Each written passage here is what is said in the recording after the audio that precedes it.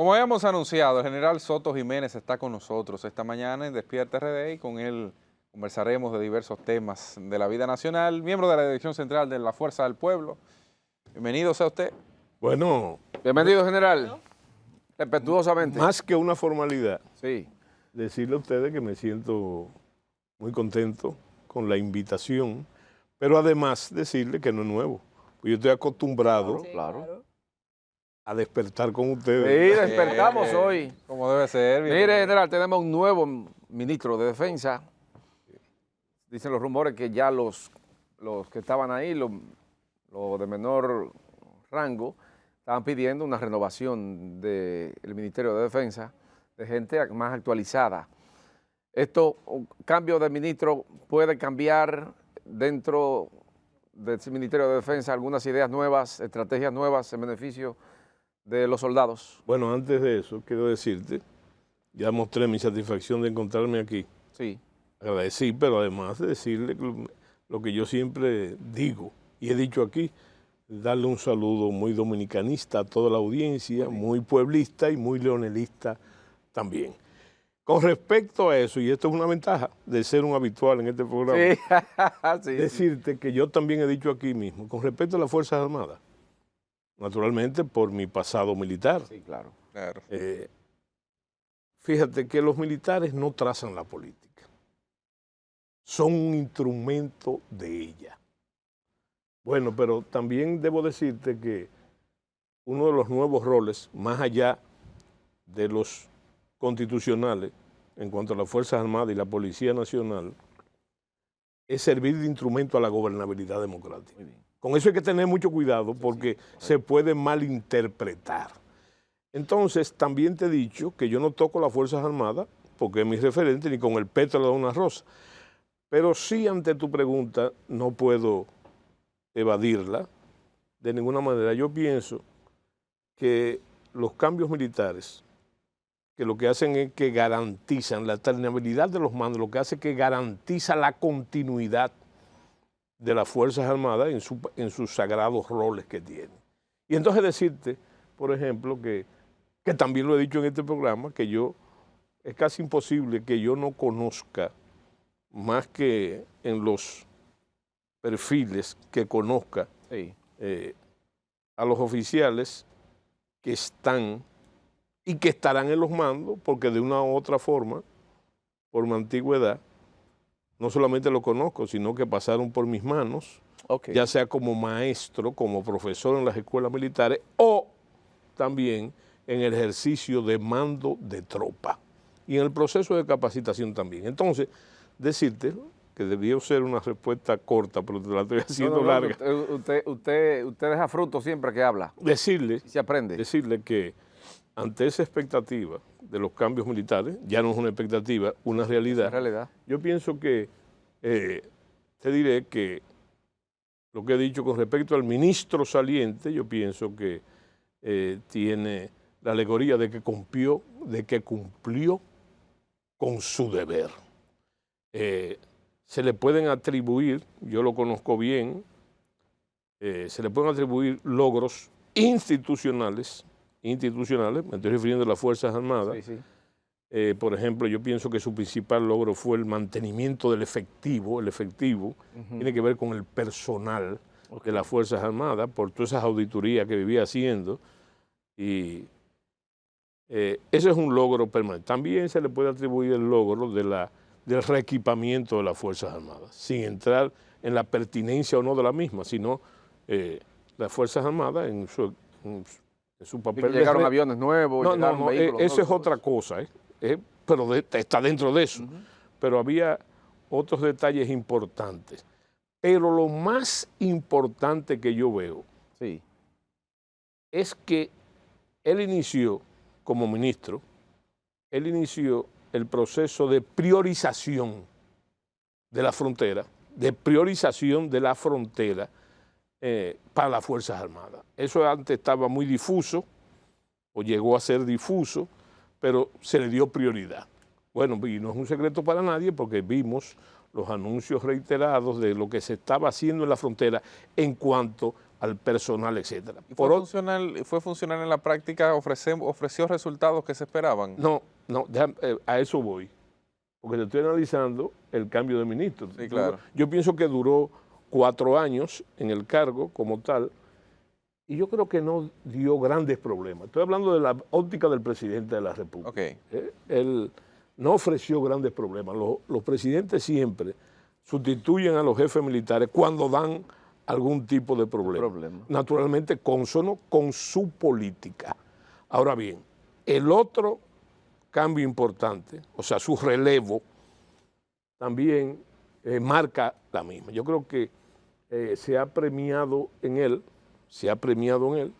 más allá de que era su deber, pero él priorizó también la función del ejército, la convirtió redundantemente en la prioridad del ejército, era la frontera, sin descuidar otros roles institucionales. Vimos que se creó una nueva brigada, por ejemplo, ¿verdad?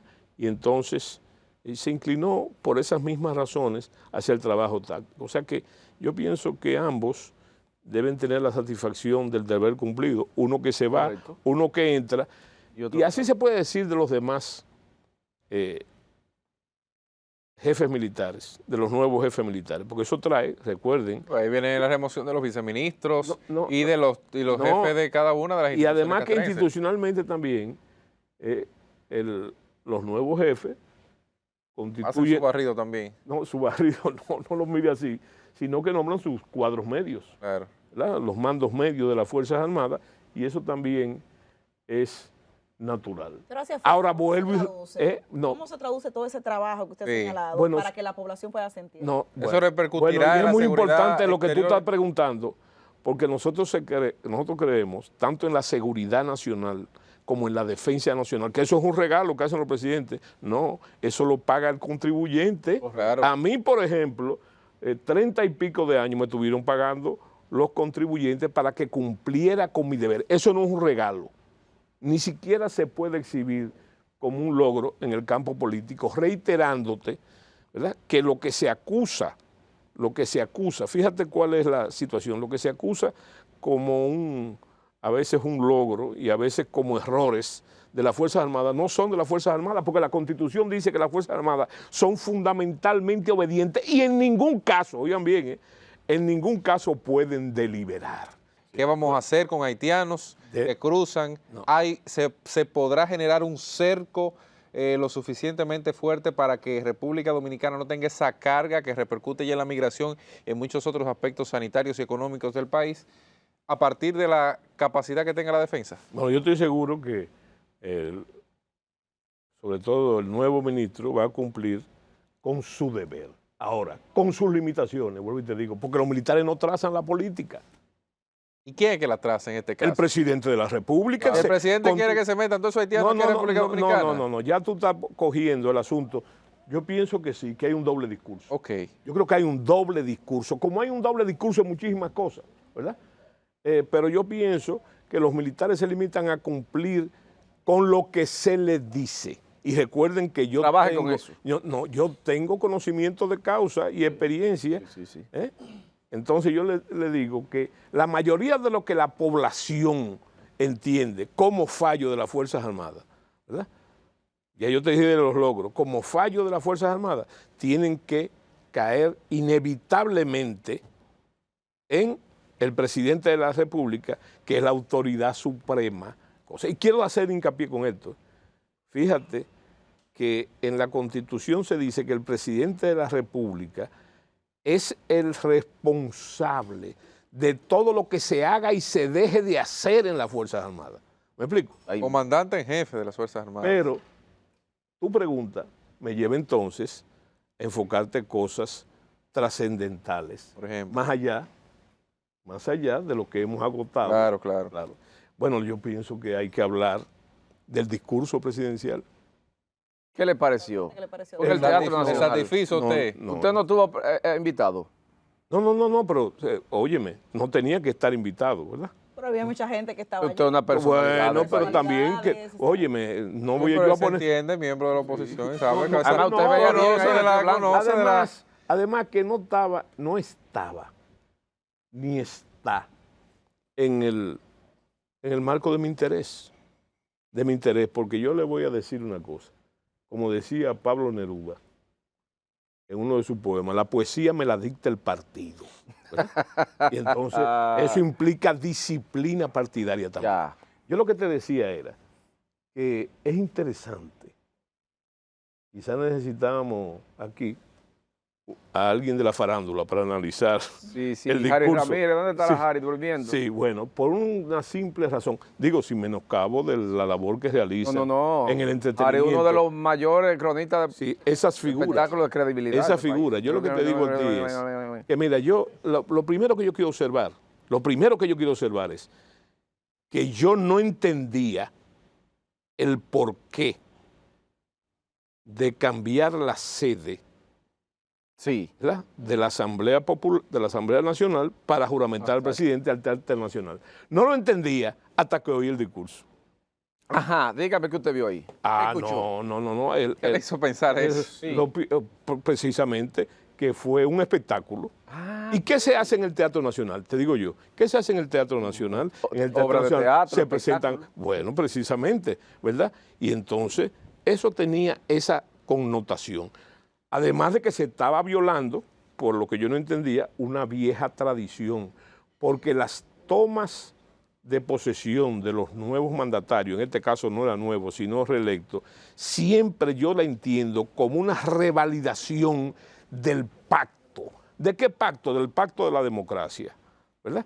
Y entonces, en este caso yo no lo entendía, por qué hacer eso, pero también señalar que solamente para replicar, lo que es una contradicción, para replicar el escenario, o sea, trasladar en sus símbolos el Congreso Nacional, donde se reúne la Asamblea, al Teatro Nacional, se gastaron, y poca gente ha reparado en eso, 200 millones de pesos. Ese fue el gasto. No, el gasto no de la ceremonia. No. Estoy hablando simplemente la para replicar. reparación. De poner atrás. Sí, porque efectivamente parecía el Salón de la Asamblea. 200 millones de Eso pesos. costó 200 Está millones. bien, está bien. Bueno, pero no me extraña con ese afán de gastar dinero, sobre todo para la política, porque eso fue un acto político. Entonces yo te decía que hay que seguir lo que ha dicho el presidente Fernández con relación, en un Twitter que originó inmediatamente después del discurso, para decir, primero, en cuanto a la revalidación del Pacto de la Democracia, ante el hecho consumado, porque ahora no vamos a decir qué pasó, qué ganó, qué por qué perdió, no. Hay un hecho real. ¿Cuál es el hecho real?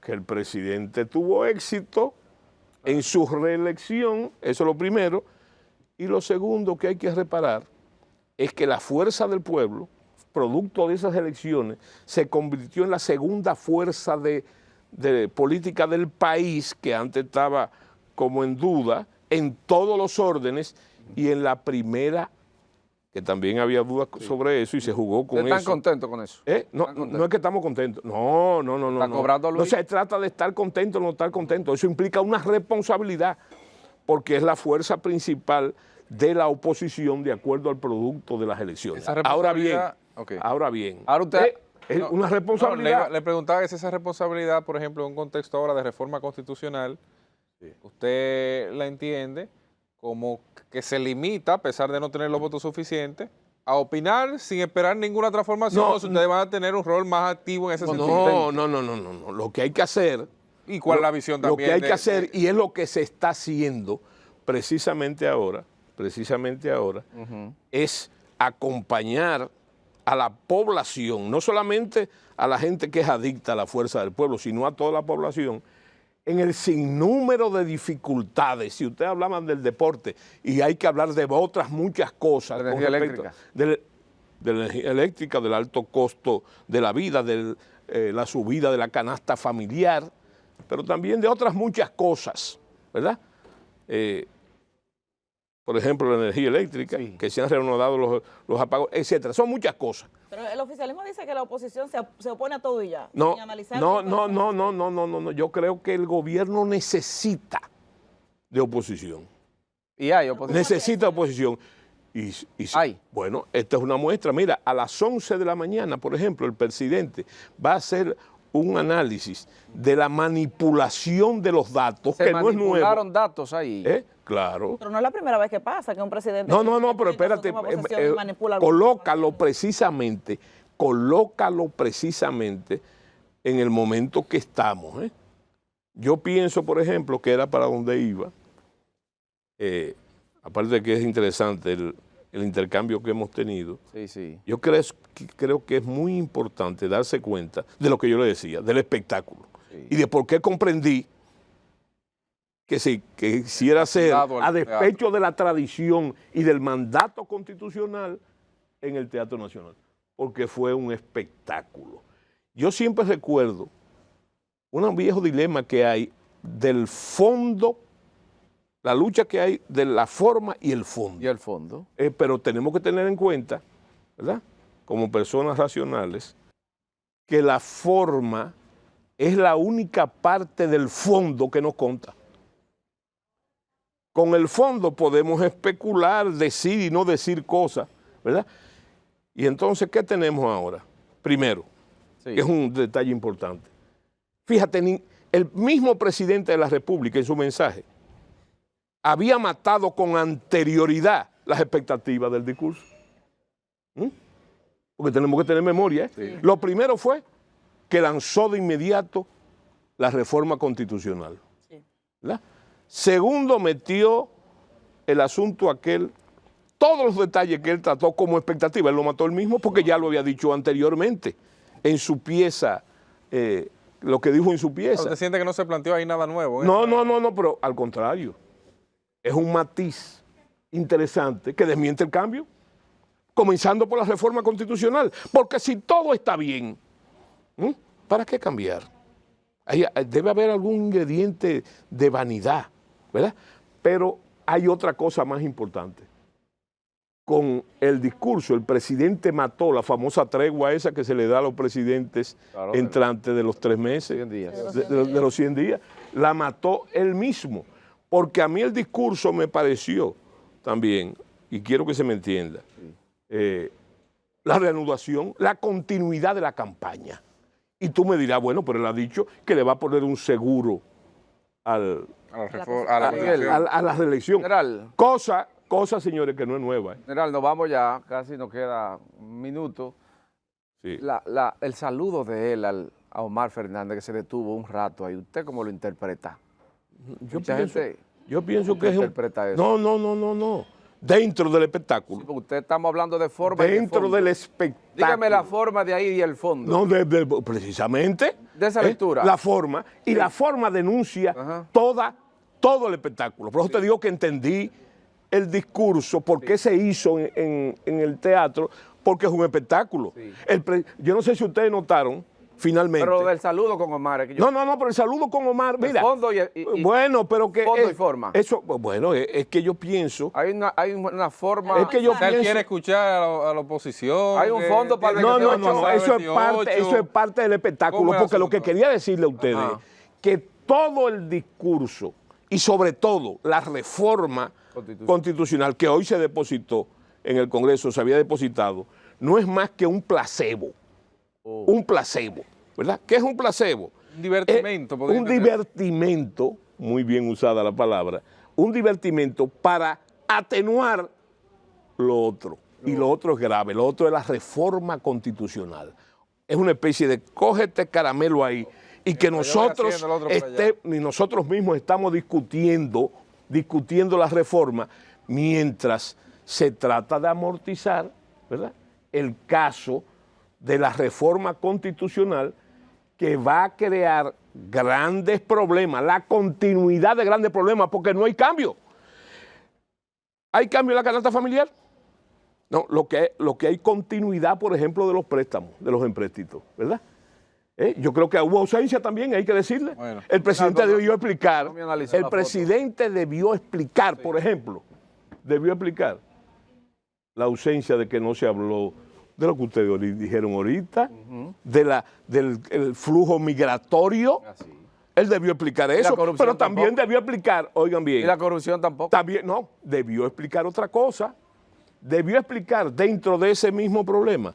Él debió explicar, justificar el gasto de la campaña. General. Y el divertimento fue preparado. Por ejemplo, yo recuerdo, no es que yo tenga tan buena memoria, que hace unos días, antes de la toma de posesión, el presidente dijo en una de sus ruedas de prensa semanal, él dijo que él no iba a hablar de cosas del pasado, de problemas del pasado, sin embargo manipula esa cifra. Y de la manipulación de esas cifras, ¿verdad?, que ya la conocíamos, el crecimiento económico, etcétera, el problema de la educación, que también debe explicarse.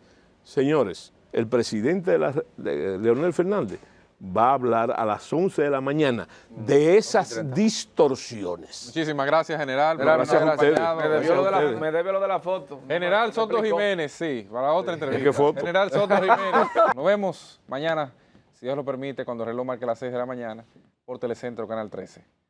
Manténgase ahí.